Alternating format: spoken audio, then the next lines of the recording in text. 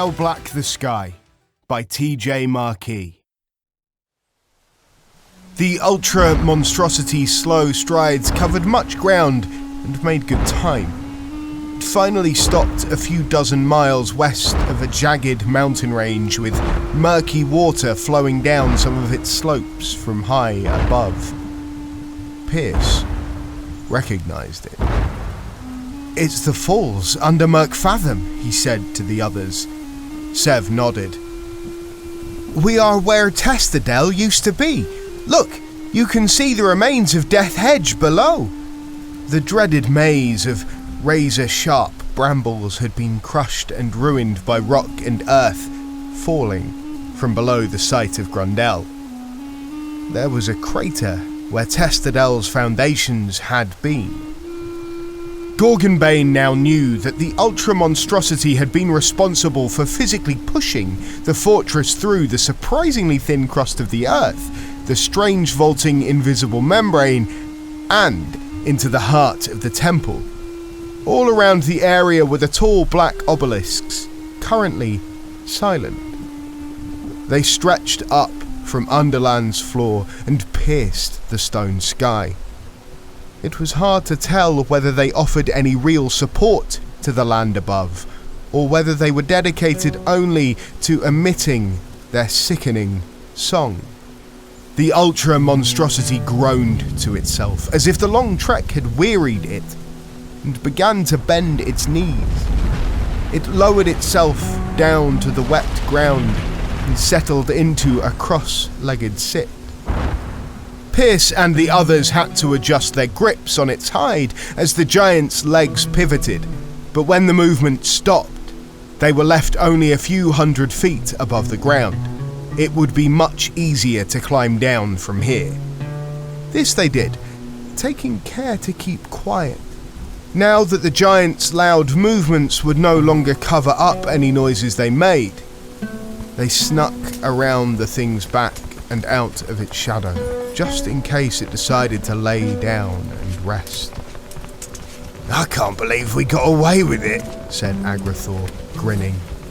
"You really are good luck, kid." Pierce still took exception to that notion of luck, but the skeleton man seemed so pleased, he didn't want to contradict the sentiment. "There should be a convergence where the centre of the temple would have been. Most likely Testadel would have been centred on it too," said Scythia. "We should be able to ride it straight up into the fortress." "Wait," said Pierce.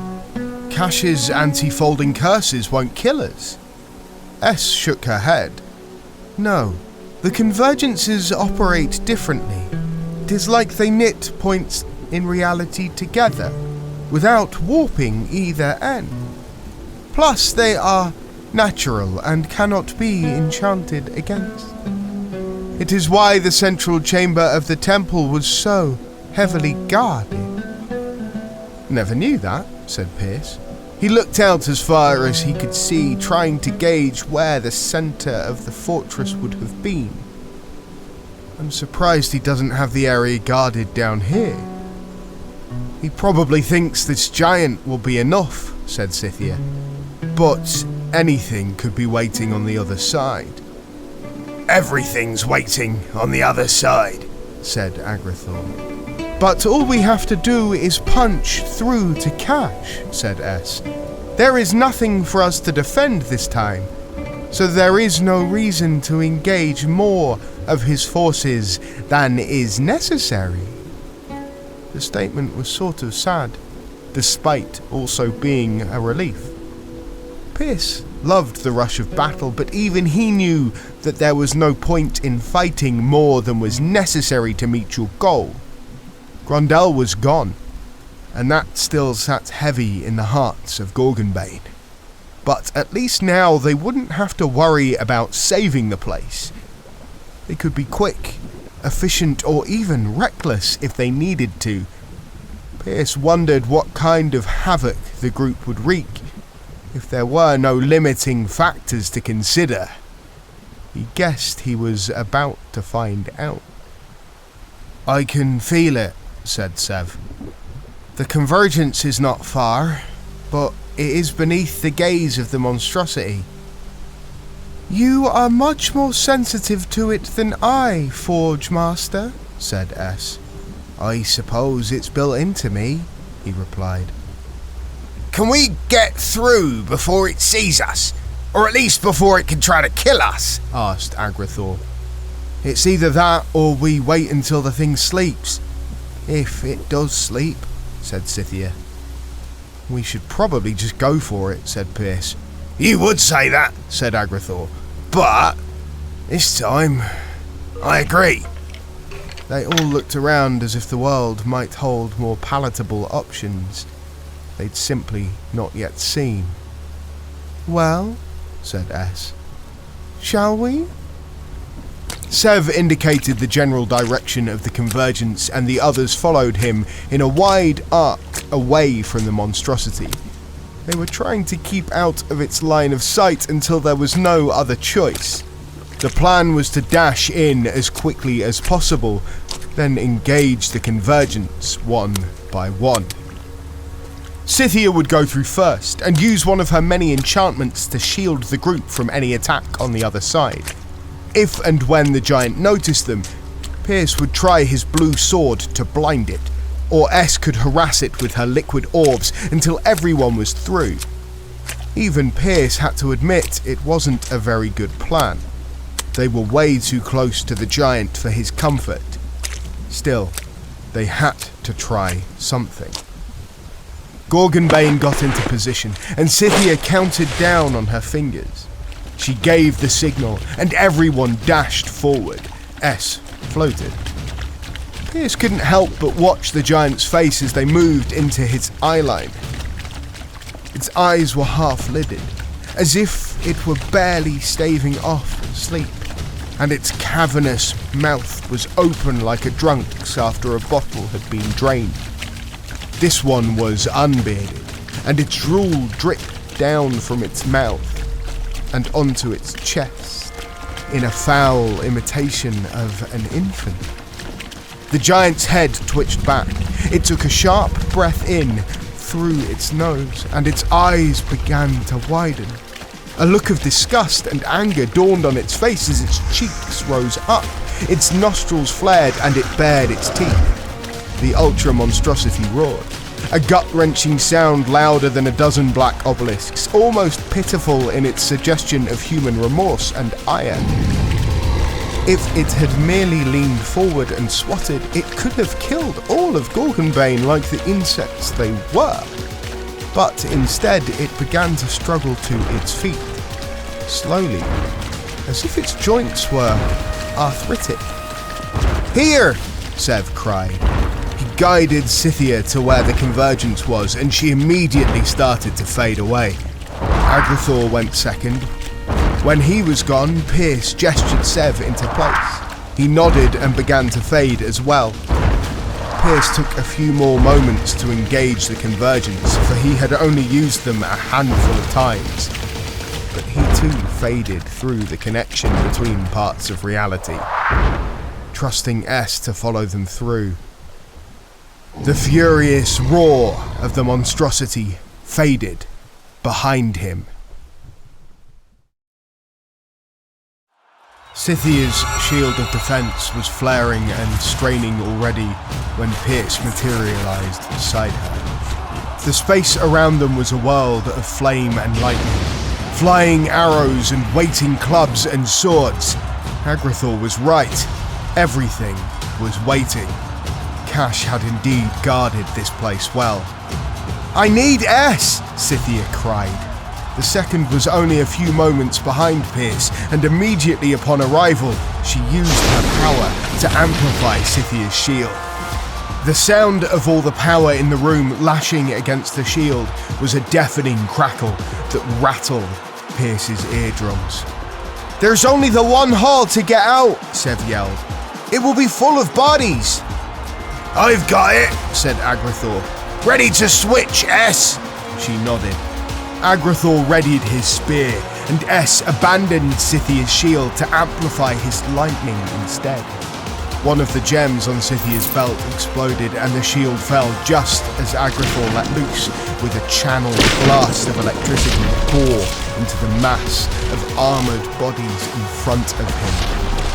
A chaotic jumble of soldiers waiting to attack transformed into a vortex of flaming or disintegrating forms as Agrathor's amplified lightning consumed them.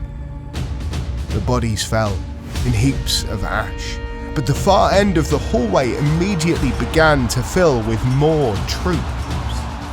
Gorgonbane charged into the gap, S and Pierce fighting to keep their flanks and rear protected from the few attackers remaining in the convergence chamber. All the halls were stuffed to the brim, with as many guards and monsters as could effectively fight in such tight quarters. Some of these will be Sev's old friends, Pierce thought. How did the Forge Master feel about that? But Sev was laying about with his fists like small boulders, knocking his foes unconscious with rarely more than one punch. He was loyal to Gorgonbane now. Pierce swung his sword between the jaws of a werewolf, cleaving off the top of its head. Scythia ruined the skulls of two Gen with a wide swing of her flail, its spiked ball crashing through them like clay vessels. S had cleared the space behind them, sending her fiery orbs through the crowd in a tight, zigzagging pattern, ripping their torsos clean off of their waists, spilling their entrails onto the floor. Pierce flinched inwardly. Though he too was spilling the blood of living creatures, it was odd to see someone so beautiful fighting so brutally. Her face was impassive as she slew her foes, as if she were exterminating vermin. Had she really kissed him last night? They fought their way down hall after cramped hall, filling alcoves with the dead, leaving destruction in their wake. The rush of battle was enlivening, though Pierce and Scythia did sweat with exertion. At last they came to an open space that might have been a courtyard, but for the vaulted ceiling overhead. It looked like some kind of training ground. At the far end of the enclosed expanse was a series of terraces, leading up to an ornate entryway that marked some other section of the fortress. "This is one of the staging grounds! That's the Underlord's apartment!" cried Sev. "He might be in there if he hasn't fled." "He has not yet fled," said S. "I would have felt him fold away." "Can you tell if that's where he is?" asked Pierce. There had been a lull in the fighting. Werewolves and Gen were forming up on the terraces across the courtyard from there. S shook her head. "I do not know where he is, only that he is here somewhere. If he tries to fold, I will know from where." Gorgonbane arrayed themselves in a straight line, S and Agrathor on the wings. "They will give no thought to their own safety," said Sev. "They will do anything to protect the Underlord. So don't let them get behind us," said Scythia. They began to move toward the waiting ranks of snarling beast men and armoured Gen. Pierce saw a shadow out of the corner of his eye. S must have seen something too, as she turned to her left and brought her orb in tight to defend herself from the attack. Black-clothed forms with jet-black faces fell upon Gorgonbane from the sides, silently phasing into existence, displacing the dank air in tiny shockwaves. S gave her kinspeople no more quarter than she would have any other foe, and sent her orbs careening into their guts with a thought. Pierce had to turn toward his own attacker. The Supragen assassin came rushing out of its fold as if he had built up momentum before folding. It collided with Pierce, slamming into his armor and knocking him to the floor. Absently, he wished for Axborn's skill of stability. The assassin brought a short, straight dagger down toward Pierce's faceplate, aiming for the eye slit. He deflected it with his blast gauntlet and slammed a fist into the man's face. He should have just fired the blast. The assassin fell back and Pierce regained his feet, drawing his sword. The Supragen only glanced at the blue light, then began to circle him.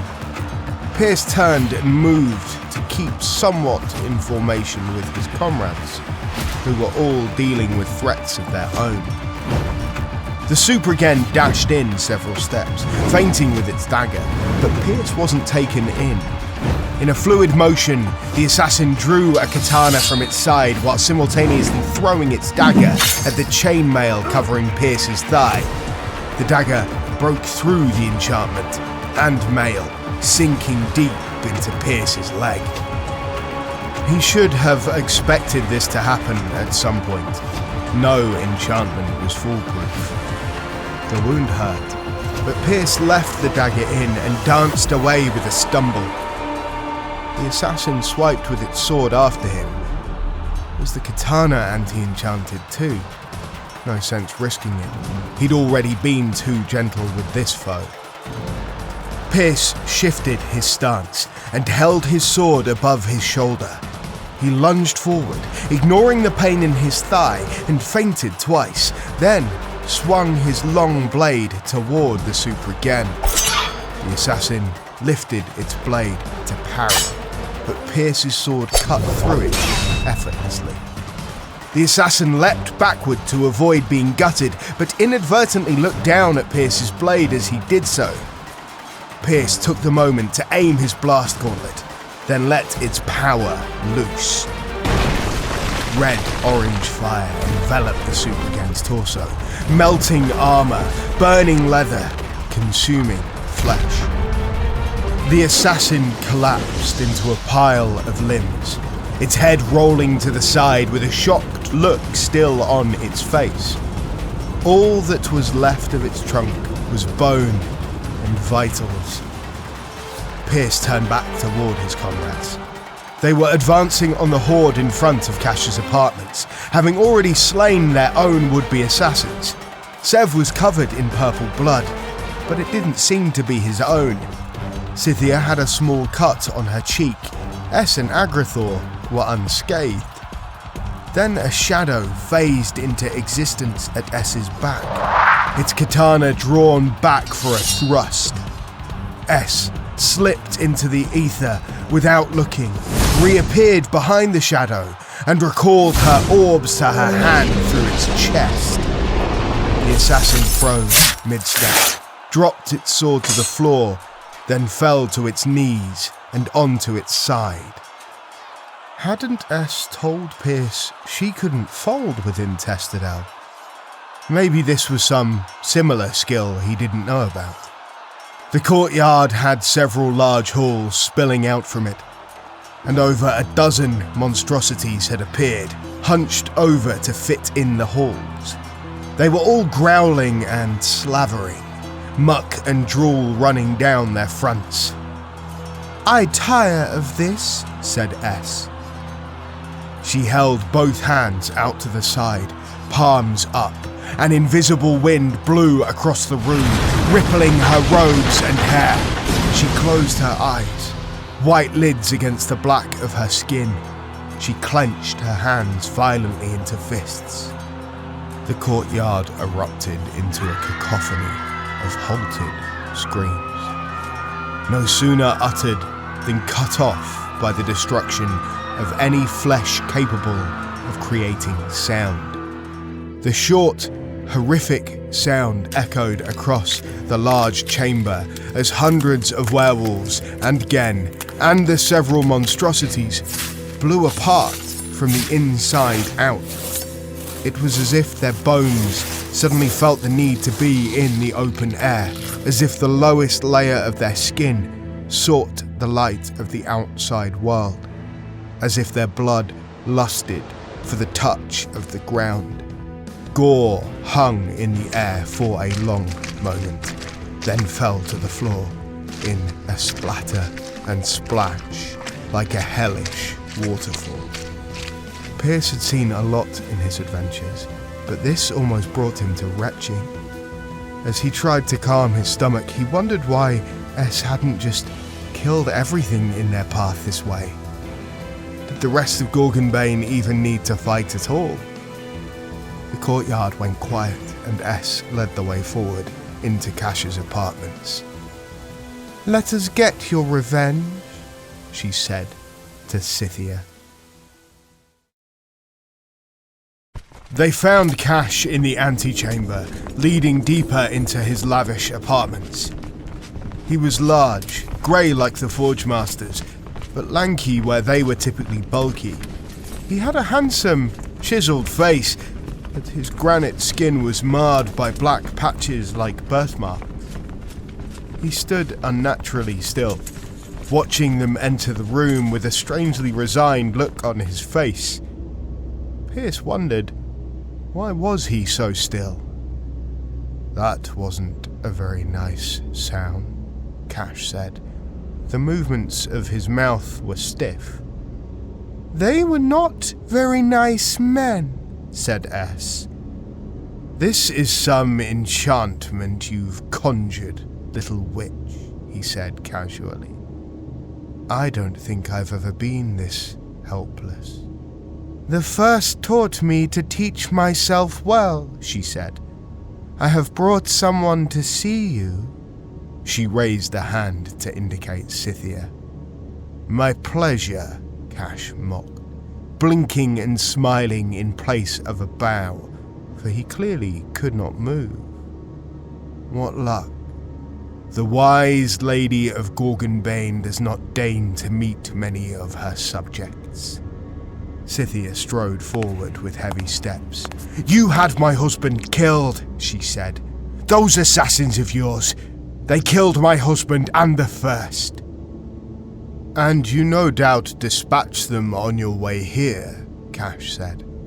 He flicked his eyes left and right, accusing the stains of red and purple blood on their armor. "Unless my eyes are mistaken. But the order came from you." Pierce thought the man would have shrugged if he could. "If they killed anyone but the first, it was merely collateral, and not of my design. Gorgonbane need not have even been there. Standing in the way of Overland's salvation was entirely your choice." Scythia seethed and gritted her teeth. Agrathor spoke what she was no doubt thinking. "Our salvation?" he spat dryly. "Overland has just entered a time of peace. What did you think you could save?" "Your welfare, then," said Cash. "There is something coming that you know nothing of. Over and Underlands need to be united in order to stand against it, lest we perish separately. I elected to forego the hassles of diplomacy, to be sure, but the end result would have been life and safety for us all." Agrathor scoffed. "Safety? For all those people you've already killed?" "Have you been back to Grondel since you murdered my giants and those few battalions?" Cash asked, eyes widening. "Its residents have in large part returned, with others besides. They work day and night to restore the city, and they do it hand in hand with my people. We of the Underlands have taught your people to lay aside difference, race, religion, and focus on what matters most, the survival of us all. What argument can you possibly have against that?" "It doesn't matter what foolhardy thing you believe," said Scythia. "You killed to reach your goal. Murdered innocent people. You killed Axborn." "The Cleaver, isn't it?" asked Cash dryly. "And how did he get that title?" "All he ever did was fight to protect those less fortunate than himself. He was a giant of a man." "And a worthy warrior," said Cash. "I won't disagree. If your glorious paths are real, that's not an admission of faith. I'd wager your husband is walking them now, fully forged, held tight in the hand of some heavenly knight and slaying the ethereal forces of unknown evil. From the way his eyes moved, the way he spoke, Pierce could tell Cash would normally be talking with his hands, drawing out wide gestures to accompany his points. How had S bound him so? He'd already been bound when they entered the room. Wouldn't she have needed to know where he was to do this? Pierce caught sight of a form in the doorway, leading in from the antechamber. It looked like a woman in dark robes, with the jet black skin of a supragen. She wasn't moving, but Pierce kept an eye on her. "We've let him speak enough," said S. "It is time to claim your revenge, Scythia." Pierce put his hand on his sword. "Oh, you've never liked me, have you, little witch?" Cash laughed. "Do it then. I'm getting tired of waiting." "Why would she harbour any like of you?" Agrathor asked. "Why would anyone from Overland care for the Underlord?" "Well, she is supragen for one thing," said Cash. "So she is not of the Overland. Not really. But no, her dislike of me is far more personal than you know." "Kill him, Scythia," said S. Pierce wondered at this. S already had Cash locked in place. Why wouldn't she do it? She was so fixated on Scythia doing it.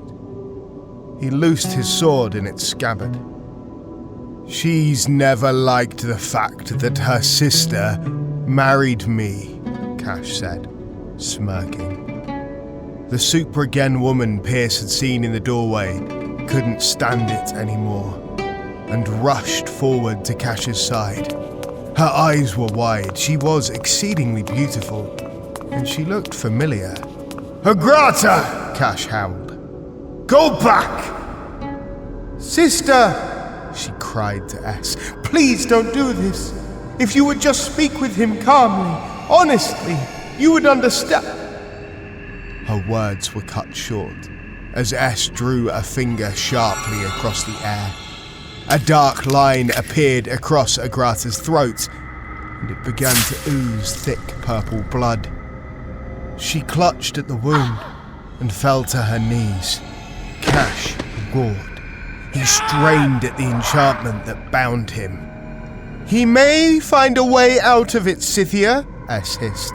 "Do it now!" "Why did you?" Scythia stammered.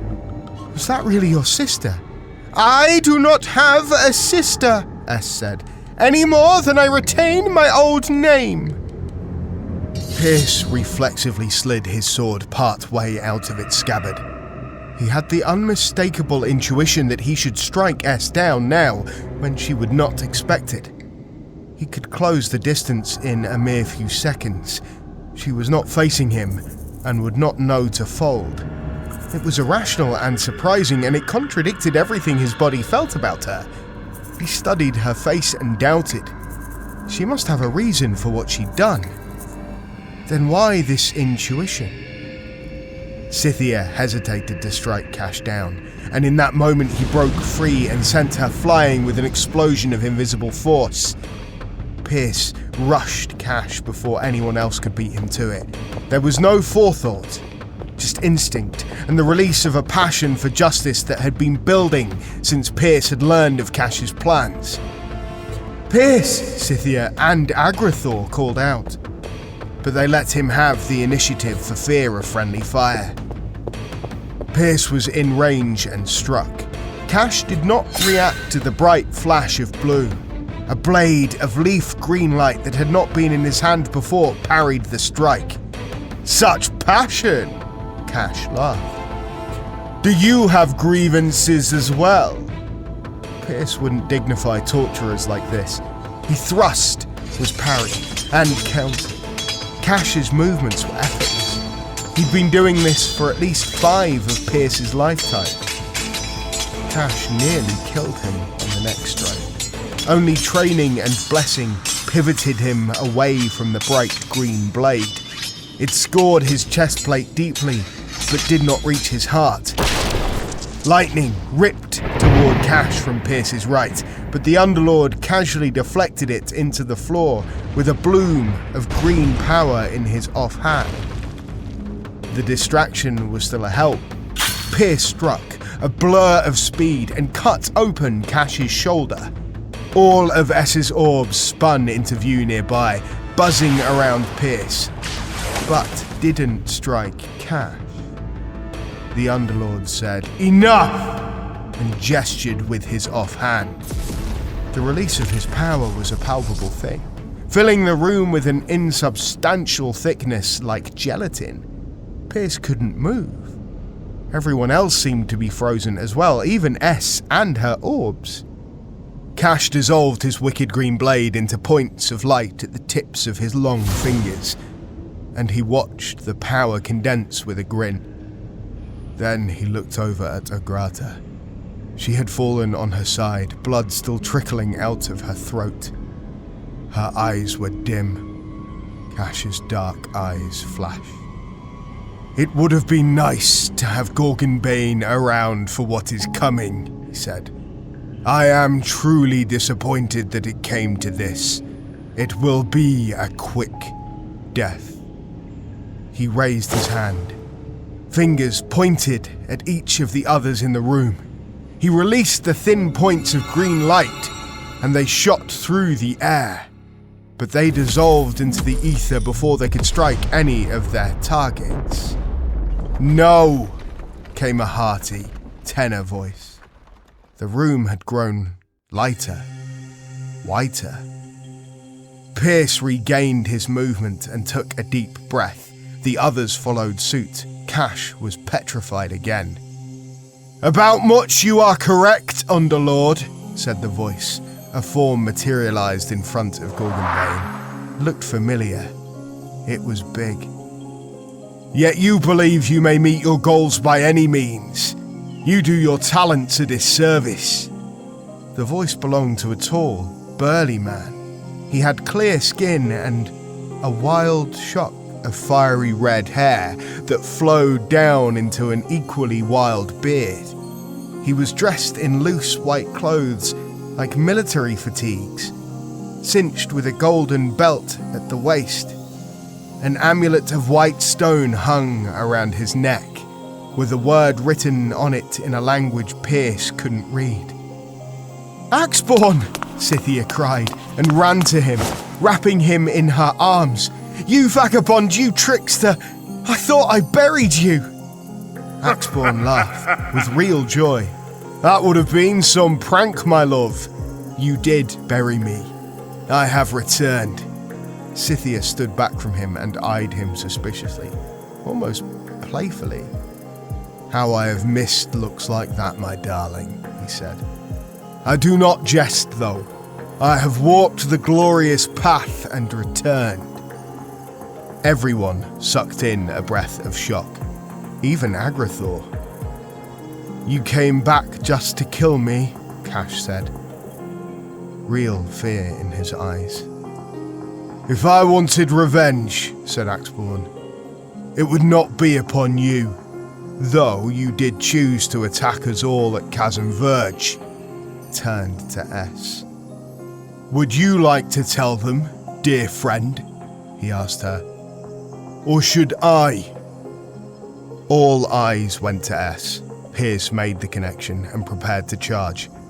Axborn must have seen him tensing. "Hold, boy," he said, and Pierce obeyed with difficulty.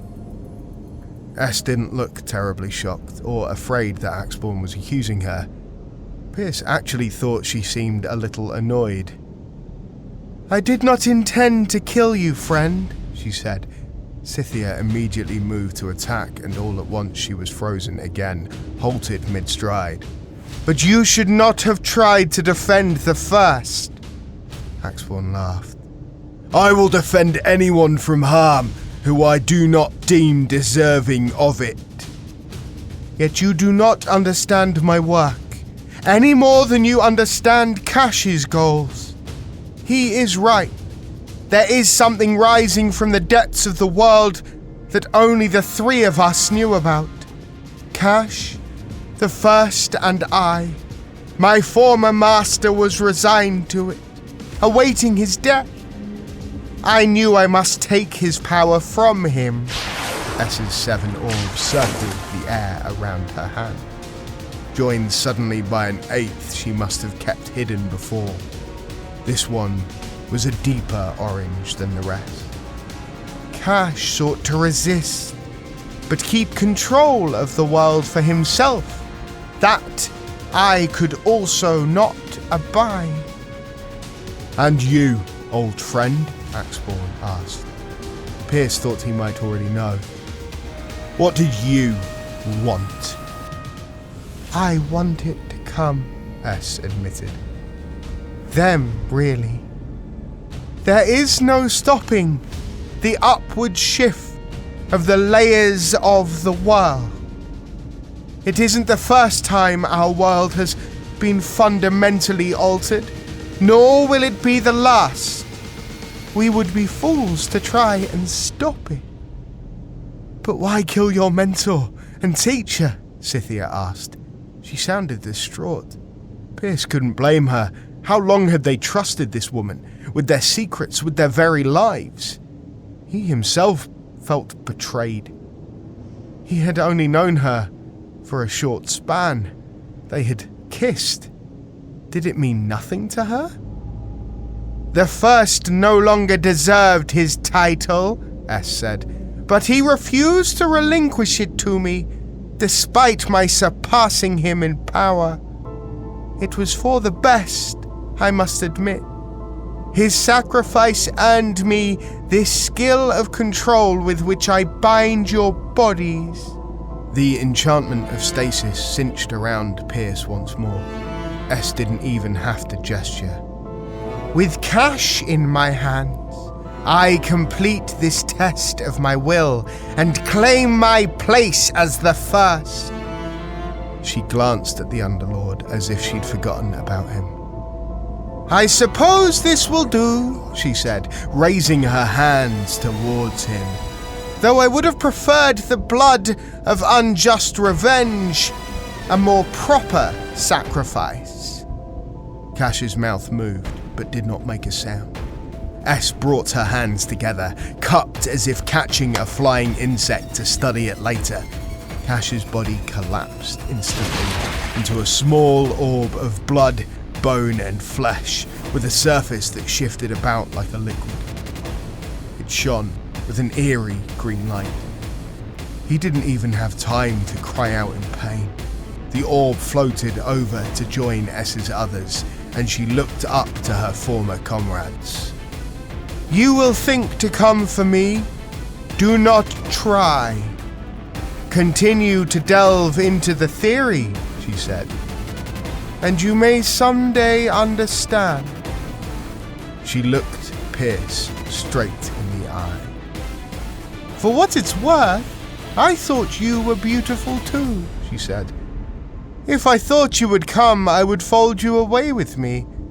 But your stout heart is much too warm for this, is it not? Pierce nodded in shock, the movement stiff. Even now, a portion of him twitched with attraction. Very well, she said. With that, S dissolved into the air, and Gorgonbane regained their movement. Why didn't you stop her? Agrithor roared at Axborn. You halted Cash with a word. You could have halted her too. I'm glad to see you as well, Aggie, said Axborn. The betrayal of an old friend is a sad thing. But my business is not revenge. That is not why I was sent back. Sent, said Scythia. I'll explain everything. Everything I have words for, anyway.